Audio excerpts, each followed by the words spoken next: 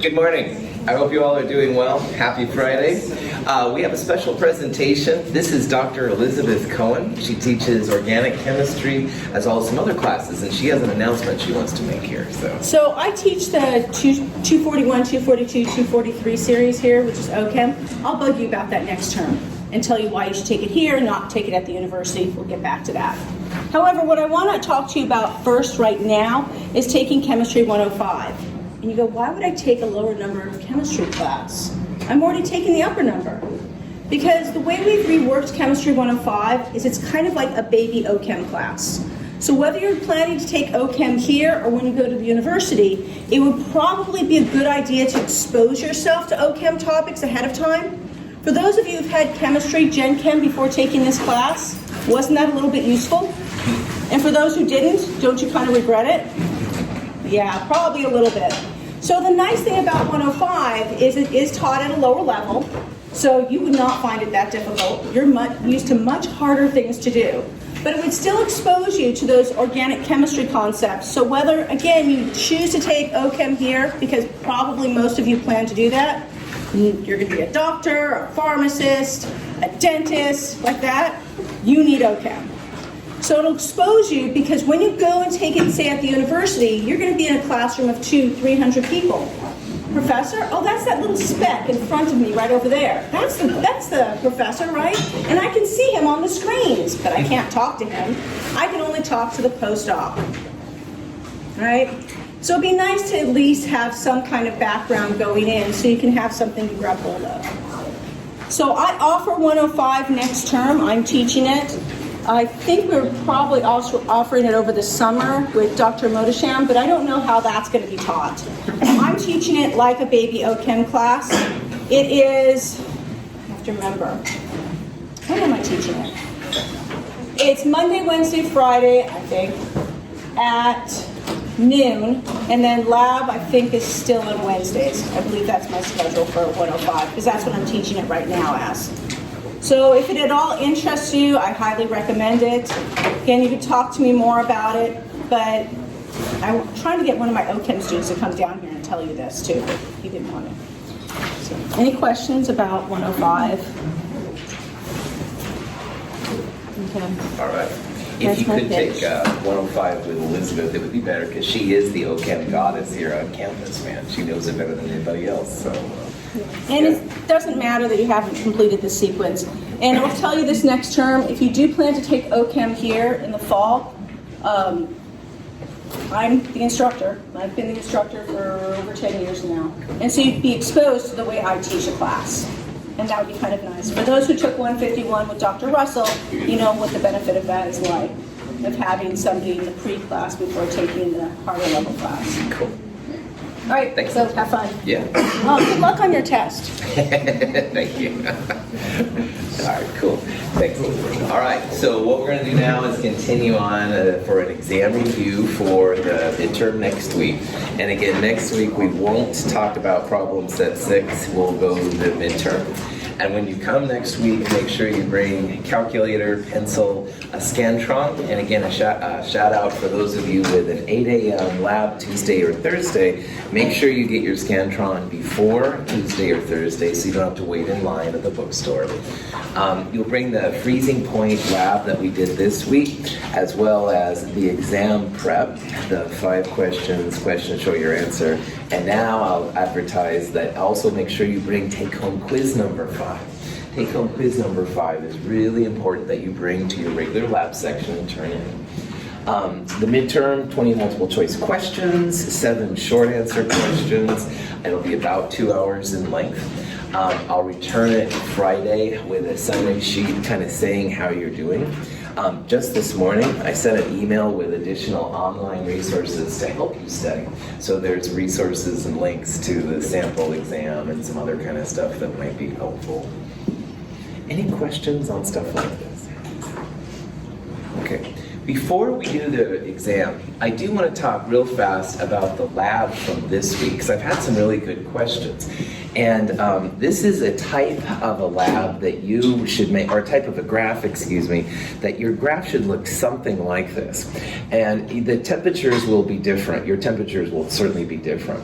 But in this example right here, you're going to see that there's like 3 of these kind of curves, all right? And you should see 3 curves as well.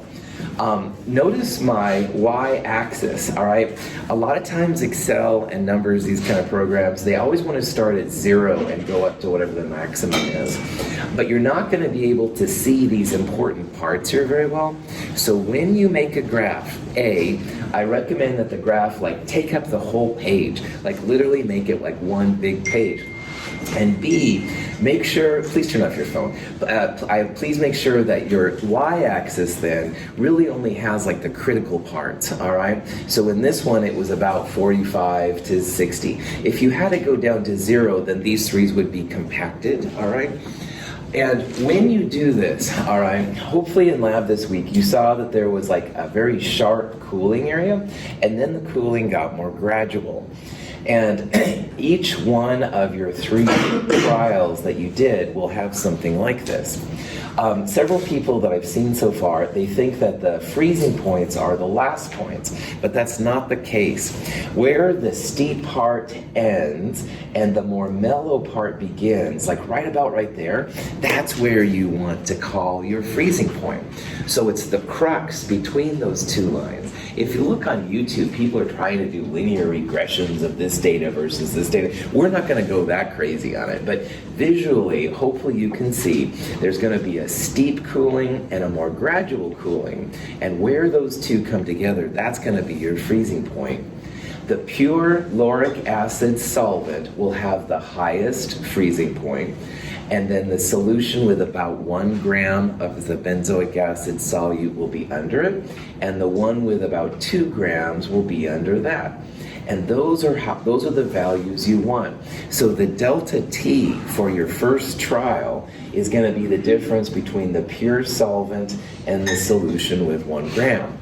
And the delta T for the second trial, you're going to take the difference between, again, the pure solvent, the top one, and the freezing point down here.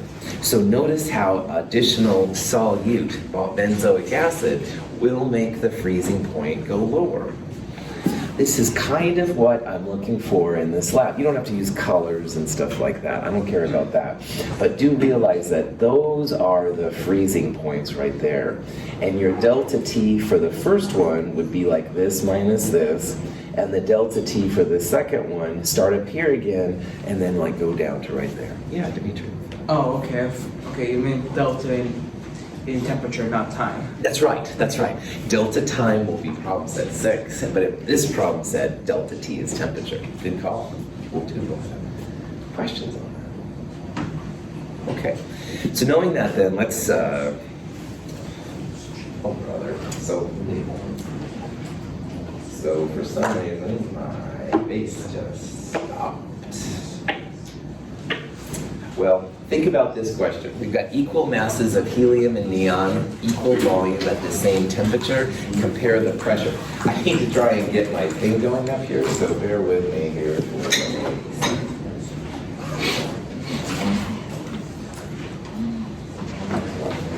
Station identification.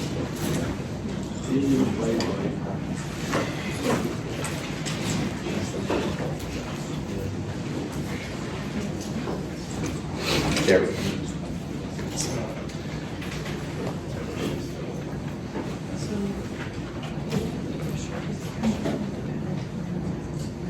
There, it's now. Sorry about that. So we've got 2 gases, equal masses, all right?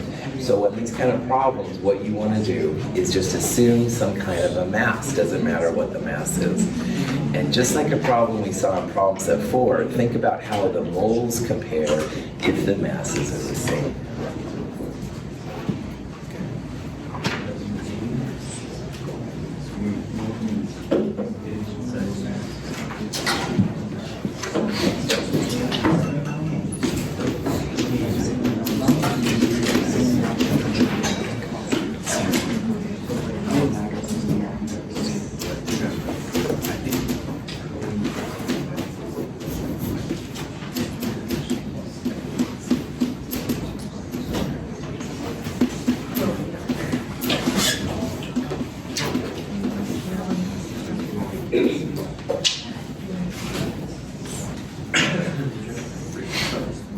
if it says equal masses, you must remember that moles on the ideal gas law are proportional to the pressure. So what I would do on this problem is I would pick a mass, and you can pick any number you want. I picked up here 4 grams, but you can pick any number you want. And the reason I picked 4, all right, is that we want to turn these numbers into moles. So helium is about 4 grams per mole. So that means then that this is going to be about 1 mole of helium. And if you look at the molar mass of neon over there, neon is about 20-ish grams. So 4 divided by 20 is going to be a number less than 1 mole. You may have to figure out what it is. So what that means then is moles goes up, your pressure goes up. Which of those two do you think is going to have bigger pressure? Neon. Helium. More moles means more pressure, all right? And it doesn't matter what number you start with, you're going to end up with more moles of helium than you will neon. And more moles of helium means more pressure, more helium relative to neon. So these questions once in a while pop up in these kind of things. If it says equal masses, just pick a number. I always pick a number which is the same as the molar mass of one of the gases. And then it's not that you have to figure out the exact moles, but 4 divided by 20 is certainly less than 1. That's kind of my quick and dirty help trick on that. Questions? Okay. Using intermolecular forces only, all right? What do you think the order of decreasing boiling points would be? So decreasing means highest boiling point to lowest boiling point. See if you can figure out, just based on intermolecular forces, which of those makes the most sense.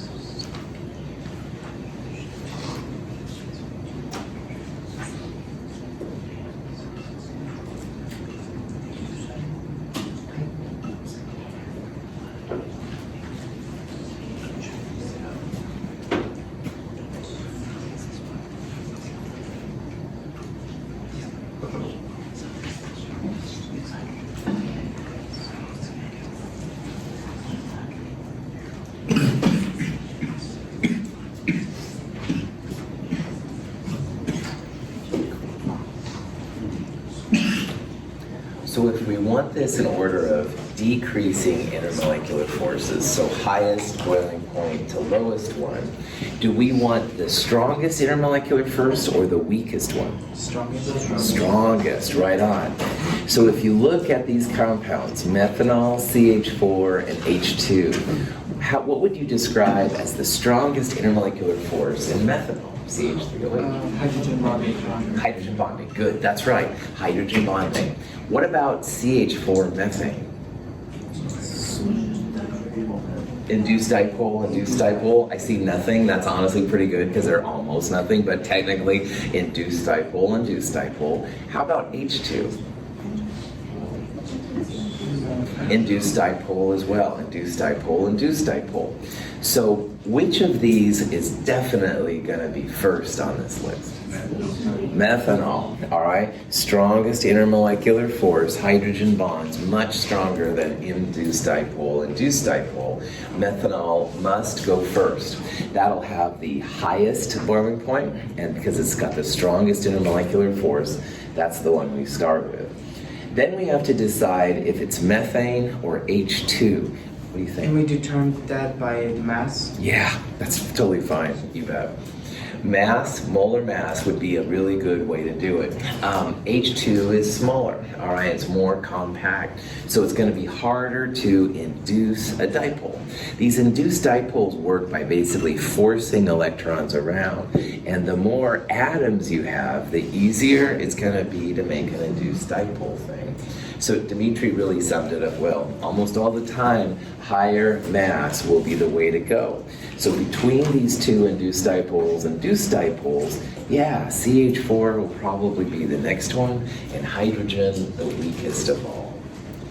We saw this with noble gases, like helium is the weakest of all the induced dipoles, and the xenons and the kryptons, things like that, with bigger molar masses are a little bit bigger than this. Yeah. Just to clarify, so you're saying that CH4 comes before H2 because CH4 weighs more, so it's taking more energy to pull them apart? Yeah, in this case, that's a really good rule of thumb. You can also argue that you have just like more atoms, and so more atoms means it's easier to make a dipole appear when you don't. If you only had like one atom, like helium, that's the hardest, all right? But 2 atoms with hydrogen would be harder to induce than like having 5 atoms of CH4. So both of those are things that, yeah, great question. Methane is more likely to be liquid at room temperature than hydrogen. Yeah, that's right. Now, these are both gases, like this is basically natural gas, but it is possible to liquefy methane. Titan around Saturn supposedly has methane lakes, which I just totally like, whoa. But anyway, I'll prop that on. Yeah, I have not heard of any like liquid hydrogen applications, but well, space shuttles will have it, I guess, those kind of things. Yeah. When we talk about the intermolecular forces, we're talking about like how they would theoretically bond, right? When we call H2 induced dipole, that's because each side of the H could form into an induced dipole. Yeah. Not that we're not talking about intramolecular, right? Correct, that's right. Intermoleculars are more about molecule to molecule, yeah. And so the polarity is a big part, and those are all nonpolar. And smaller H2 next to small H2 would be harder to make one of these forces than the other ones. Good call. All right.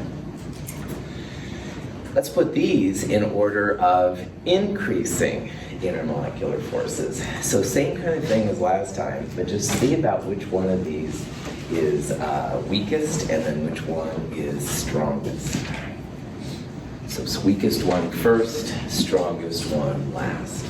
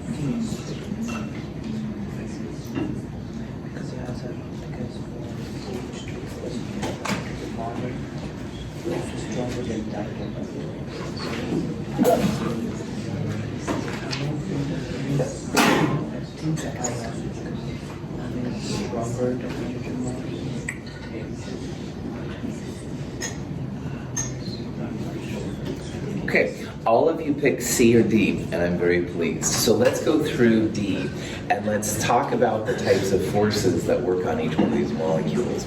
What would be the intermolecular force between helium atoms? Induced dipole, Induced dipole, and that's the weakest. So that one definitely is going to be the weakest of all. Now, sulfur dioxide is next. Sulfur dioxide, the sulfur does have a lone pair on the sulfur.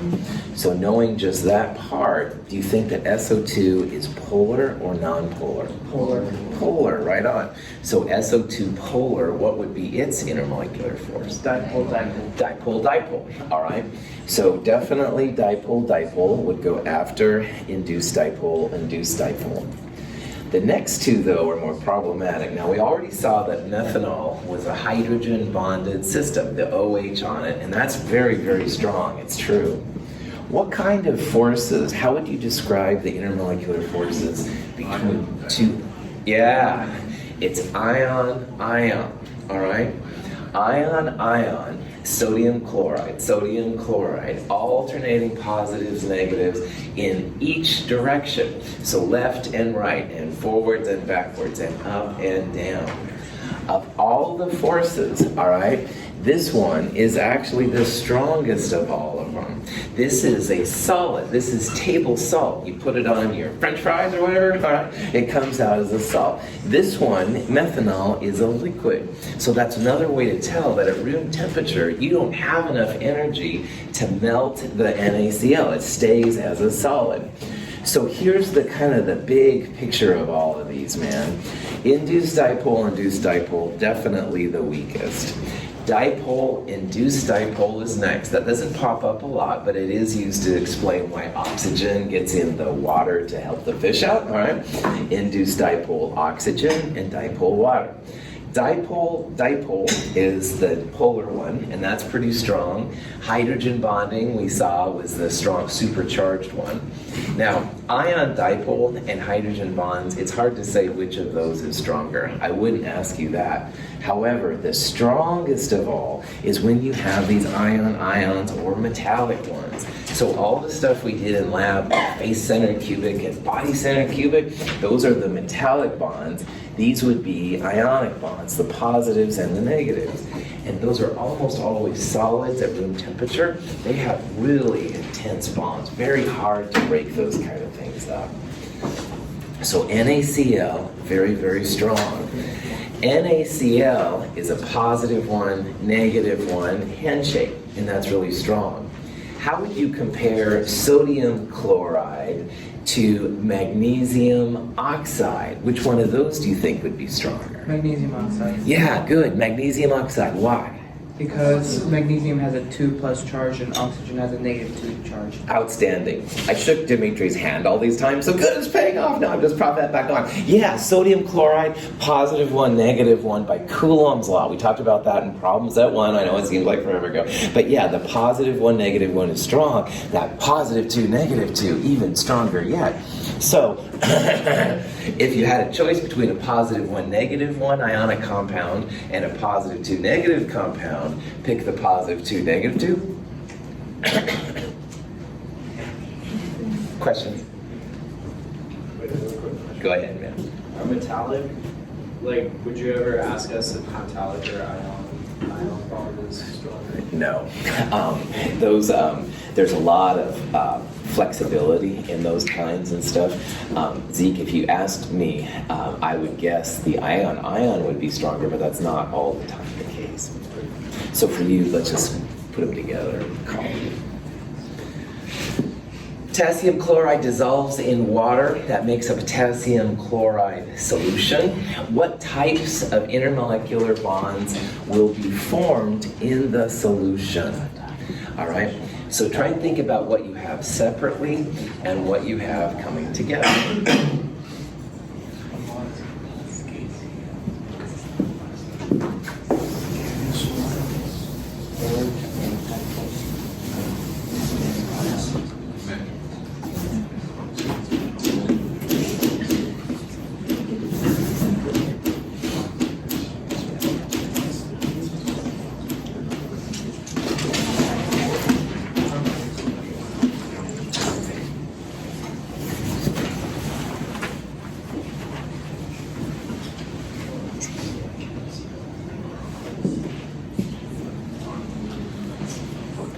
Put down answer E, I will smile, but don't put it.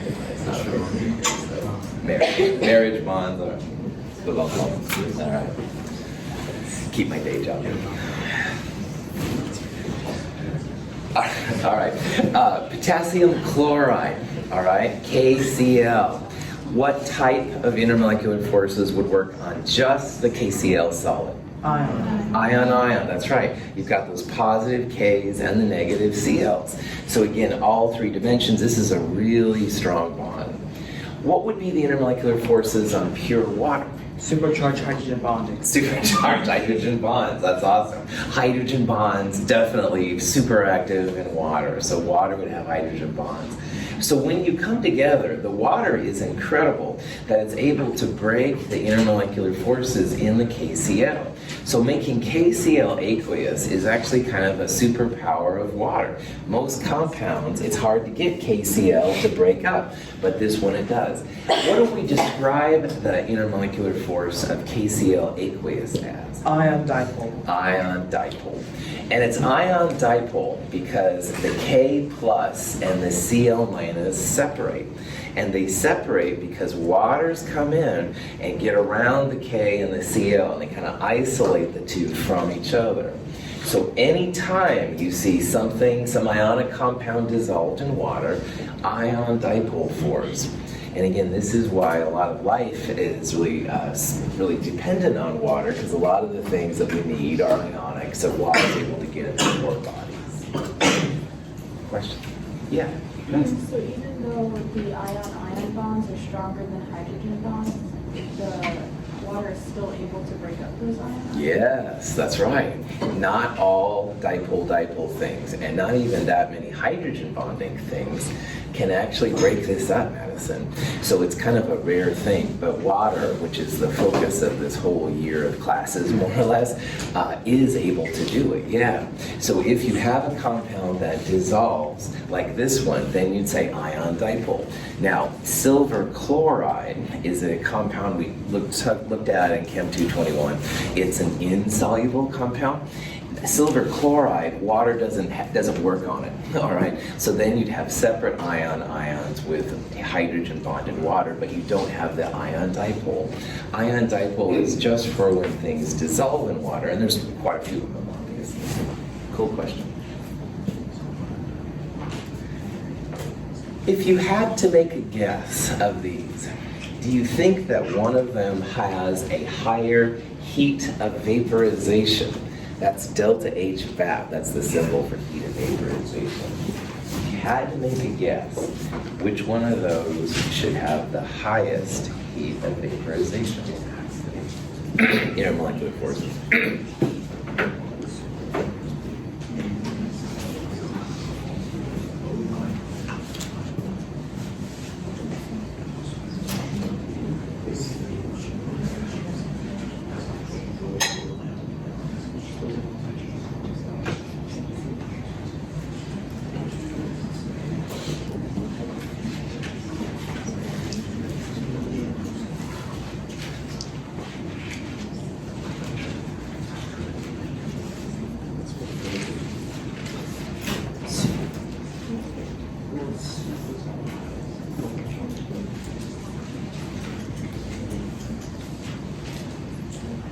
All right, let's go through the list. Big surprise, getting sick of this, I know, but let's do it. F2, what kind of ion forces? Induced dipole. Induced dipole, induced dipole. F pulling on F is nonpolar. F's pull equally, and that's the only thing there is. So that's going to be induced dipole, induced dipole. Methanol, water, and ammonia all have the same kind of hydrogen bond. Which one, what is the name of that one? Hydrogen bonds, that's right. All three of these are hydrogen bonds. So at first, you would definitely not want to say A because A has the weakest force, all right? That also would disqualify E. If the forces are different, then you'd expect them to have different ones. So methanol has the OH, water has OH, ammonia has the NH. But Dimitri gave it away a little bit ago, which was cool. Which one of those, Dimitri, was the superpowered one? Water. Water, right on. So water with two OHs is usually the strongest of all the hydrogen bonds. I don't believe you, Dr. Russell. Oh, I don't know who that was back there saying that. But if you don't believe this is a problem. You can go and look the actual numbers up, all right? And so I have the actual heats of vaporization. And notice how water is the highest of those four. So the more hydrogen bonds that you have, makes it stronger. Yeah, absolutely. And again, water's kind of unique because it literally has two OHs and they're really tight to each other, Alicia. And so that's why water is a lot of times the strongest of these different combinations you're going to see. Good call, Madison. But doesn't ammonia have 3 hydrogen bonds? It has 3, but it only has 1 lone pair. And you really kind of need to have that in there too. So ammonia doesn't qualify for the superpowered one. It's more mellow, just like fluorine, hydrogen fluorine would have 3 lone pairs, but only 1 H. So you kind of need both, Madison. And that's kind of a subtle thing. And so that's why water has 2 lone pairs and 2 H's. It's like the best of all possible worlds that you can make this happen. Good call. Good question. This is a unit cell. It's a copper oxide, all right? And the question is here, which one of these formulas represents it? Now, this is kind of hard to see here, but all of the copper atoms, the silver ones, are inside the cell. And the oxygens here are, these are corners, all right? This one right here is in the middle part, in the body of the cell. See if you can use your knowledge of simple cubic, body-centered, cubic, face-centered, to figure out really how many atoms are being represented here. And so you need to think about what the corner atoms mean, what the ones, again, all of the coppers are inside on this one. So.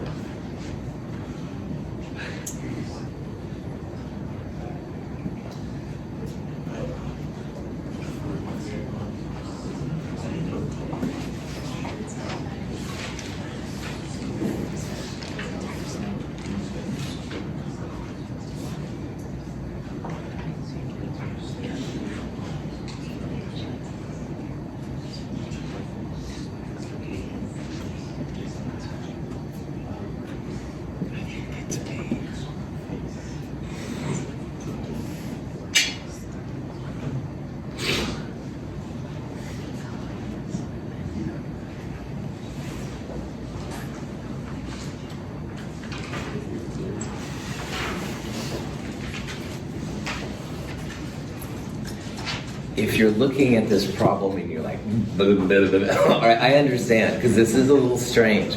So let's talk about how you could answer a question like this. The red atoms, like I said, are the oxides. And if you count them up, it kind of looks like 1, 2, 3, 4, 5, 6, 7, 8, 9 oxygens. And there's 1, 2, 3, 4 coppers. So it kind of feels at first like it would be this one right here. But let's think a little bit more about how much of the corner atoms are actually in the cell. Yeah, how many, man? Yeah, you've got 1/8 of each of these atoms in the cell. And there are 8 of these corner atoms. So 1, 2, 3, 4, those are the top corners. 5, 6, 7, and that one right there, 8, those are the bottom corners. So if you have 8 atoms that are 1/8 in the cell, how many net atoms do we see then for the oxygen? 2.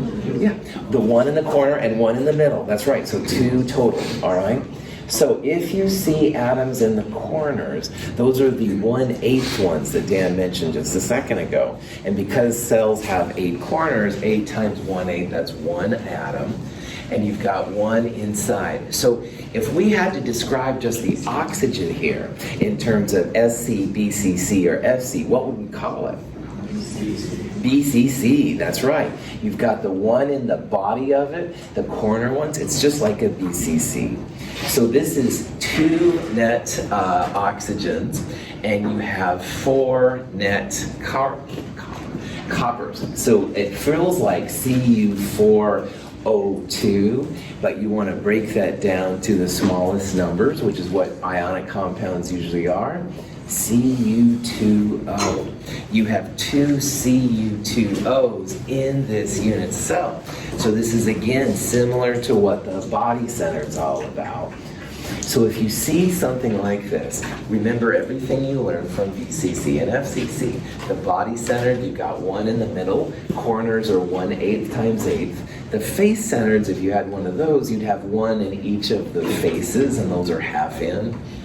These problems aren't bad once you see it, and that's why I wanted to throw that in here just to give you an example. Question?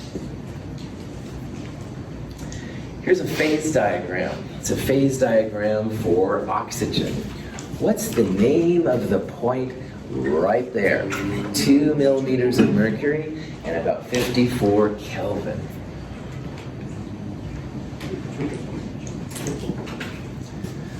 Giving it away to everybody, fine, no problem. It's okay. I love the enthusiasm, man. Don't worry about it. Yeah. I know you were tempted to put down the freak out point, so let's just get right to it. Yeah, B is what that point right there is called the triple point. And all three states of matter exist at the same time at that point. And all substances at theory have one of these. I showed you an example, I think it was cyclohexane or something like that. And literally like the solid went to a liquid to a gas and back to solid. It's almost like science fiction. You only have one point. They're usually kind of weird conditions. So here, yeah, 54 Kelvin and about 2 millimeters of mercury. We're not used to seeing oxygen that way. We're used to experiencing oxygen in the gas form, but the rest of them and stuff are pretty rare. Question? Here's a phase diagram. I'd like you to try and tell me something about the density of the solid oxygen and the liquid oxygen. So we talked about in the problem set this week something about the solid-liquid line, and use that understanding to see which of these expressions you think are correct.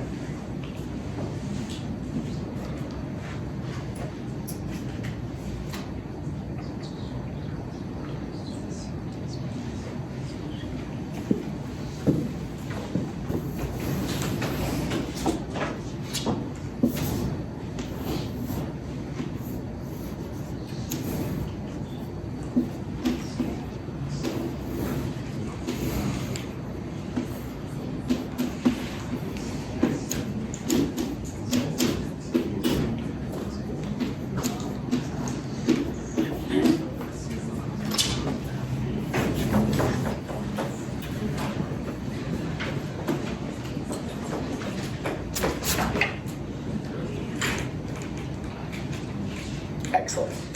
The solid-liquid line, the slope of it will tell you which phase is more dense, all right?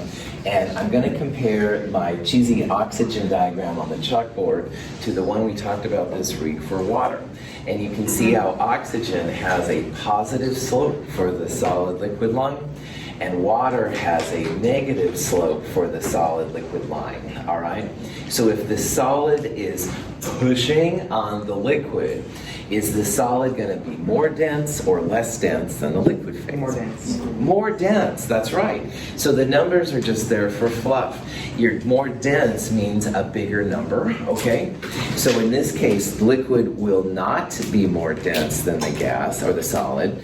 We want the solid to be a bigger number than the liquid. That's what it means to be more dense mathematically. So if we took like ice cubes, a frozen oxygen cube, all right, and we dropped it in liquid oxygen, it would sink. And again, that's so weird compared to water, because water, you put an ice cube in, of course it floats. That's because water has a less dense solid phase than the liquid phase. Questions on that? Yeah. So if the slope was negative, would it be the other way? Yeah, that's right, exactly. So like this one, in this one, Melanie, the solid is a bigger number than the liquid, okay? And you're right, if it was water, if it was up and to the left or something like that, then answer A would have been the right one, all right? Because then the liquid density would have been larger than the solid density. Outstanding. Here's another one. Here's a phase diagram for oxygen. What phase is oxygen found at 1 millimeter of mercury and a temperature of 55 Kelvin? So see if you can use this and stuff in order to find out what phase it is. So this is practical use, if you will, of a phase diagram. What phase is the oxygen at?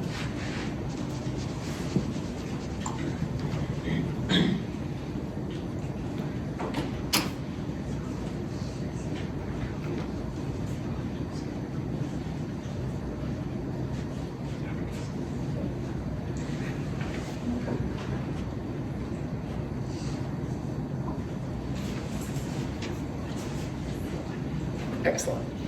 So if you look at this diagram once again, 1 millimeter mercury, that's a pressure. all right? So this is 2, so 1 would be probably about there, all right? And then, so we're gonna go over on 1 millimeter mercury until we get to 55 Kelvin.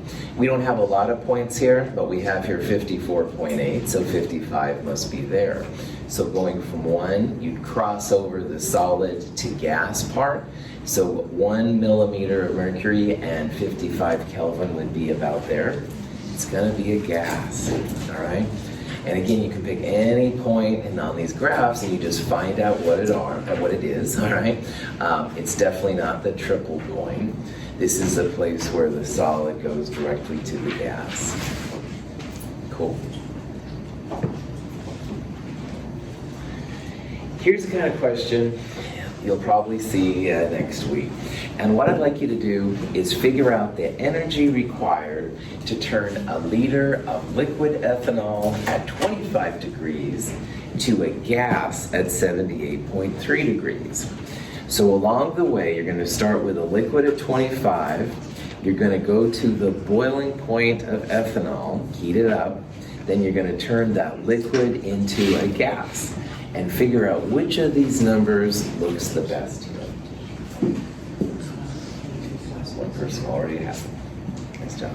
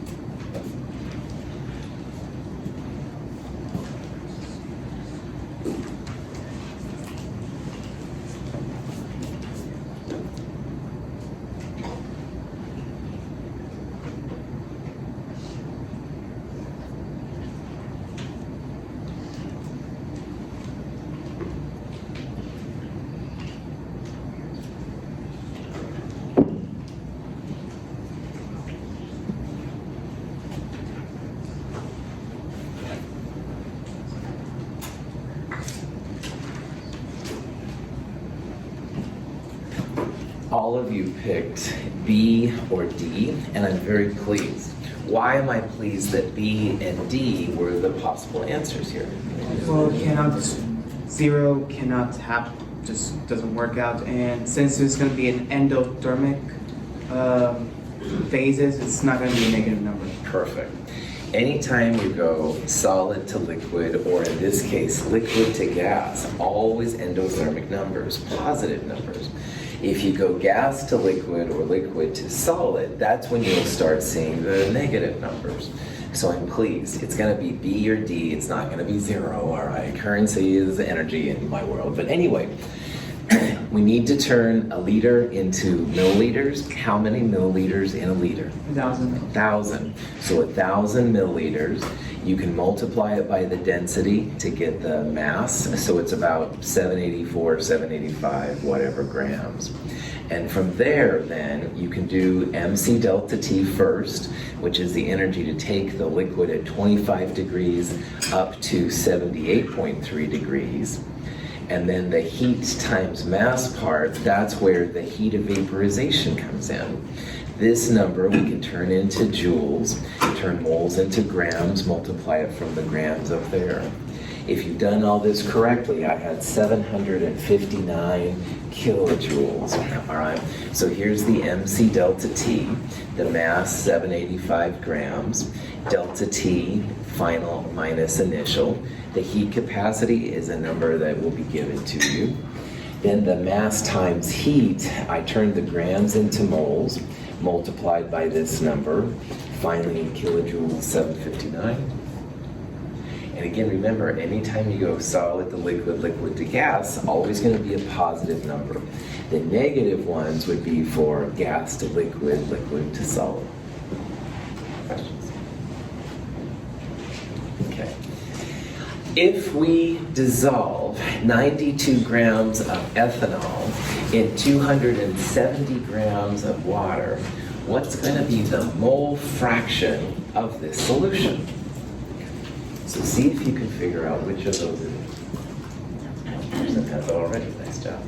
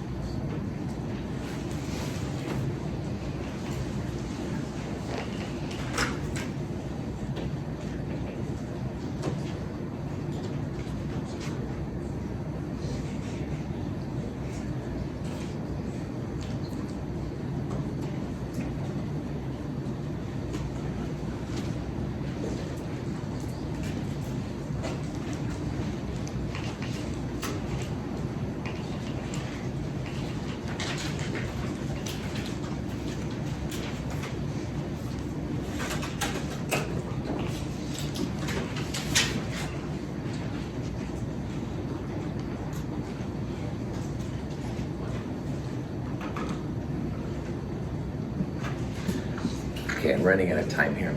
On this problem, turn the grams of ethanol into moles of ethanol and the grams of water into moles. So water is about 18 grams per mole, ethanol roughly 46.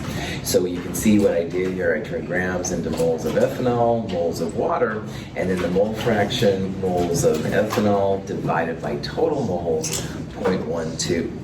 We'll start with this on Monday, all right? Thank you guys for being here. I hope you have a great weekend. See you on Monday.